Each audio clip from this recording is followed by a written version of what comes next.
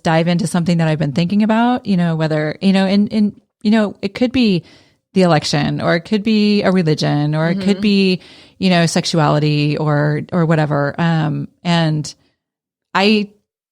because I'm not Barbara Walters, I'm not trying to uncover anything like crazy with people. And I want people to have fun while they're here and not feel like they're put on the spot. But when she came back to me and she's like, I think we want to come back and I want to talk about this topic. And I was like, holy crap, you got it, mama. Like, let's do it. So I don't know why that came out, but that was it was a kind of a fun, it's a pottery. It was a pottery. I was trying to convince her to do a workshop so that I can learn how to do ceramics. Yeah. I think you should try everything once.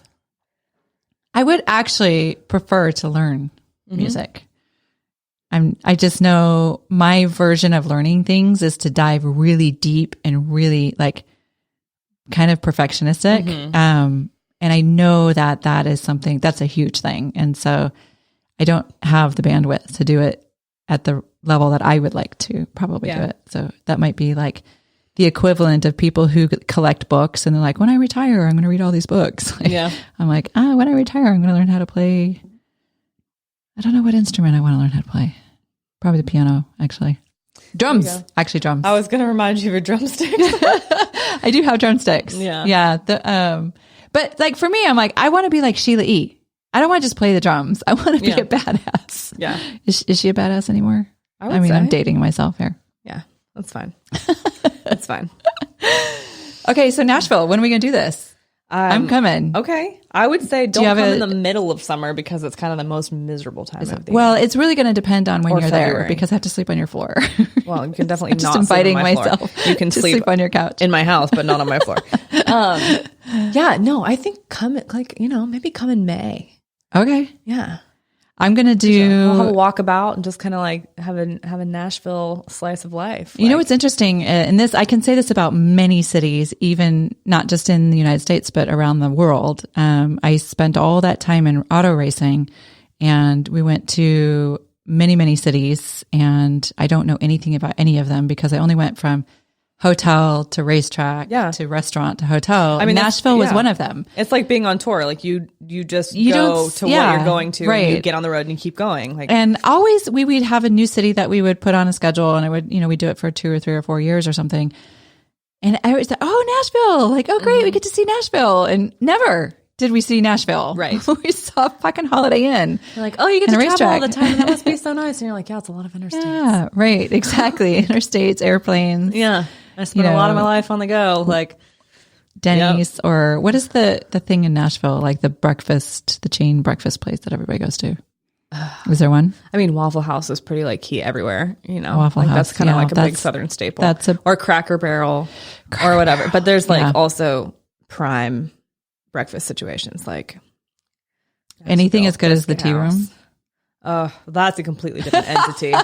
I just today was people move to Petaluma and stay in Petaluma because of the tea room cafe. I make meetings happen at the tea room when I come here. Like I'm like, okay, you want to meet for lunch at the tea room? Yes. I mean, I posted something a little stupid today that was like, I get to California and I immediately start having a meltdown about like what to eat because I miss everything so much and it's so good and I want to eat all of the things, but I shouldn't eat all of the things because my body hates me when I do that. And I'm coming off of like 6 weeks of eating whatever the freaking heck I want from Thanksgiving until New Year's. And I was like, I'm going to stop in January. I'm going to stop. And then I was like, oh God, I'm going to California. So it's like after California, I'm getting back on the wagon and I'm going to try really hard, really, really, really hard to do that. But, I just get here and I'm like, give me all the things. I ate a cookie before I came. Like, I didn't eat a cookie. I wasn't even hungry. But it was like the ginger cookie from Petaluma Market. Like, I needed it. And I'm going to the tea room. Like, I'm going to I'm going to eat the tacos. I'm going to have the sandwich. For sure. Where are your favorite tacos from around here? It's a stupid question, but Elroy's Taco Truck.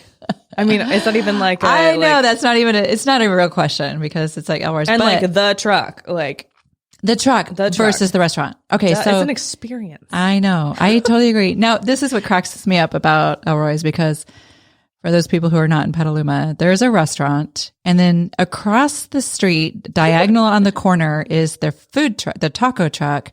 But now they have a second taco truck, which is only 2 blocks past the restaurant. One? You know where the library is? Yeah. where there used to be a taco truck right in the fairgrounds parking lot. Now it's the Elroy's truck. Get out. So they got edged out. Yes. So it's like Elroy's, all in like a 3-block area, and always busy. Yeah. Always busy. I will say, I have to always remind them not to put so much cilantro on my shrimp tacos. See, I like cilantro, but I don't want to die from cilantro poisoning, and that's what I feel like is even a real thing. Maybe it could be. I think you're yanking my chain. No, I don't know, but you know me. I mean, it's like going to Elroy's. It's like going to. How can I compare this to people, the mainstream people? Those people who go to New York City and they look in the Macy's window at Christmas time. Mm-hmm. That's me standing in the parking lot at Elroy's. That's fair. I'm looking at all the people. Well, I sort of feel like it's like so me looking at the line at Hattie B's in Nashville and like going to Bolton's or somewhere else. Like going like,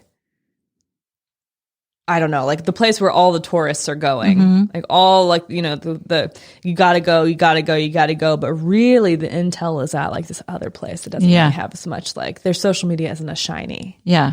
You know, and so but that's the like, better place to go. Yeah. I do tend to gravitate toward the places that the tourists aren't. Well, that's a little bit like the whole Nashville parallel too. Like, you know, you just have the commercialized version of Nashville, and that's what everybody sees. I don't even know what that is anymore. Like, I think because my own version of Nashville now is your life, right. Basically. You're my window to Nashville. Yeah, well, so happy to be. You can have a real window into Nashville when you come visit. I cannot wait. So you last year you spent you kind of like you would call and you'd be like, I'm coming to California, and then you're booking in all these gigs, right? So what's that process? Somebody was like, I want you to come out here, and then you just build a trip around it, or you're like, I'm just going to go to California and fill in all the slots. Well, it was because this trip was a little different. Like I normally have a corporate gig in the beginning of January that it was maybe going to happen, maybe wasn't going to happen. And my best friend is getting married in September, and so we needed the time to go wedding dress shopping. And so we're like, well, let's do that. Like let's plan on January, even if I'm not doing that job. And so that was the plan. Like we just were like, okay, January. And I had a few other people that wanted sessions. And then I posted this trip really is a lot more, I'm seeing people more than I'm working for the most part. Or at least that's how that was going to go. And now it's kind of 50-50. Yeah. I put something up because I did have room for another session or two. And within like 6 hours of being on the ground in California, like I had multiple messages from people who were like, oh my gosh, can you like fit in a session? And it was really sweet. It kind of like made me a little bit emotional because I was like, I didn't know because it was last minute and I didn't know my schedule until like the last second. It was really amazing to have put that out there and then just been like completely obliterated by like, oh my gosh, we want to book you for this and we want to book you for that. Like I've been gone for a while, you know? And so it kind of feels like that phases out sometimes. And sometimes I feel really like a lot less connected to here than I used to be. But to have that kind of response, like, I don't know. It was a really beautiful moment of feeling like so incredibly supported and feeling like this thing that I've been doing and I've been kind of trucking away at, like it's working. It's starting to work. Yeah. You know, and even if it's, you know, not here, or not there, like it's amazing to feel supported. And I just feel really grateful to like exist in a space in my work right now where, you know, I can do that and I can kind of fill in the space. And so that's kind of what happened. I mean, normally I try to give a little bit more lead time, but I just didn't really know how this trip was going to shake out. And then when I had the availability, I put it out there and it got like usurped in a nanosecond. That's awesome. So my trip next week has kind of started that way. And that's what made me think I basically what I did is I applied for this opportunity, which I really thought was there wasn't a shot in hell that this was going to happen, but something came across my desk and it was an entrepreneurial event around podcasting, and they were only going to choose 15 people, right? So I'm like, I'm just going to apply because why not? And then they're like, hey, we want to interview you. And so I did this interview process and all the stuff, and then they're like, all right, you're in. So I'm like, holy fuck, awesome. That's awesome. So then of course I was like, all right, scrambling, like I want to make the most of this. Right. So what do I want to get out of this 2-day event? Right. Mm-hmm. I'm going for a week. So that's when I started like, oh my God, I got to do all my rebranding and all this stuff because I want to make sure that I'm prepared and make sure that I'm like optimizing my contacts or whatever. And then it was like, hey man, I'm just going to take my podcast gear with me. This is a perfect opportunity for me to tap into some guests that I would never have the opportunity because they're across the country. And so I started putting stuff out there, mostly to people that I don't even know, just through either like friends who are like, oh, you should try and talk to these people or whatever. And a couple of even cold pitches to people I follow on Instagram or something. And then I kept getting yeses. And so I did the same thing. I've booked now my entire week with either I'm being interviewed on podcasts or I'm interviewing people on podcasts. People that I just think are cool and doing really great stuff and I would love to connect to. And I did have a moment yesterday where I was like, oh, I may have like bit off more than I could chew. Yeah. But at the same time, I'm like, I know. At the same time, I'm like, but wait, this is an opportunity that I don't get to have very often. So I'll power through and like, I'll work 24/7 if I have to while I'm there, just because it's only a week. Right. And then it started thinking like, what would Laura do? Laura would say yes to everything. And then go home and curl up in the fetal position with soft pants and order Postmates and chicken nuggets. That's what I did last night. I did have tamales instead of chicken nuggets, but I ended up like getting into a hot bath. I'm not proud of chicken nuggets, by the way. Oh, you should totally be proud. Who cares? I got in a hot bath. I meditated for like 15 minutes. Yeah, there you go. And I got out and I just started making lists. I'm like, okay, this is, this is how I'm going to get everything done. It felt a whole lot better. And then I was like, fuck, just book another trip. Like there's a couple things I had to say no to because I couldn't schedule it in. So I was like, all right, airplanes fly every day, like book another trip in the summer. And then that's when I was like, fuck, I'm going to go to Nashville too. Like I may as well just take this show on the road. Yeah. So do a cross country tour. Yeah. I'm going on tour. Yeah. Look at you go.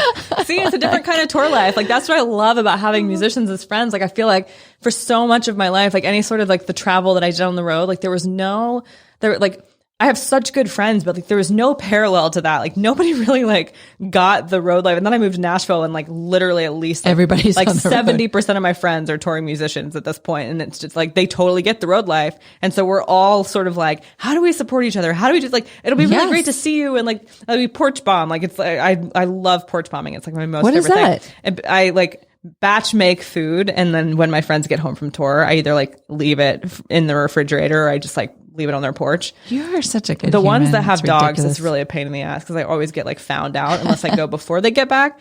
But like, it's so like to have people that know that life and can like appreciate when like you get home and sometimes you like that and like sometimes you just need some space. Like I really genuinely sometimes like I just want to go. Like sometimes I land and I get home and I'm like, I'm ready to go.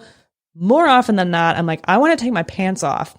And I don't want anybody to talk to me for 24 hours. 24 hours, yeah. Like I need, because these trips are so like go, go, go, go, go. It's like this kaleidoscope of people and things and experiences and conversations. And I just like need like a nanosecond. Like I'm totally one of those extrovert, introvert people who just like, I just need some space.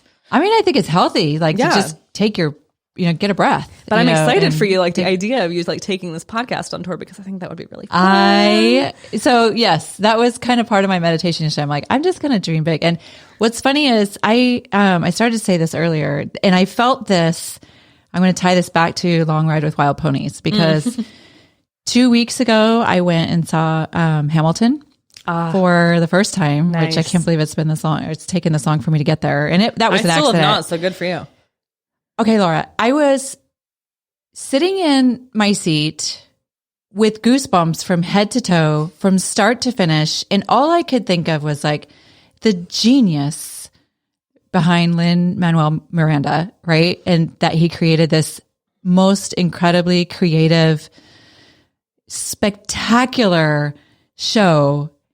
And all I could think about is he's such a genius. And I want to make people feel the way he makes me feel right now. And I don't know what that looks like. And all I know is I know how to talk into a microphone and I can push all these buttons and I can make people laugh and feel good. And if I can do that to a wider audience for an hour, I will be the happiest human on the planet. Like I can't imagine how he feels when he sits at home in his whatever Barcalounger or whatever, and puts his feet up and is like, I'm making these people feel good. Like it felt so amazing. And I felt a lot of that when I listened to that podcast. I was like, they're making people feel good. Like they're having